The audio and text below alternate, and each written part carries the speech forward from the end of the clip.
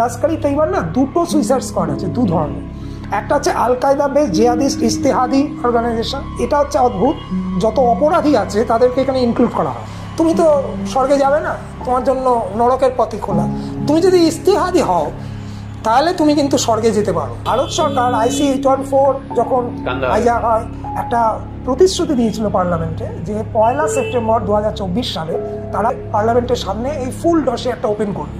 As usual করেনি, কিন্তু যে জয়সী মোহাম্মদ প্রথম যে কাজটা পৃথিবীতে করলো সেটা হচ্ছে সুইসাইড বম্বার তৈরি করলো। ধাক্কা মারলো, ব্লাস্ট করে 130 জন মানুষ এবং বাচ্চাটা উড়ে গেল।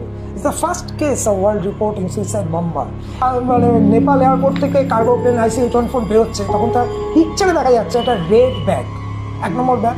যশবন্ত সিনহা যখন টেরোরিস্টদের নিয়ে গিয়ে প্রত্যার্পণ করতে গেলেন, তখন তার কাছে একটা রেড ব্যাগ, একটা ব্ল্যাক সুটকেস। এগুলো কি ছিল তার?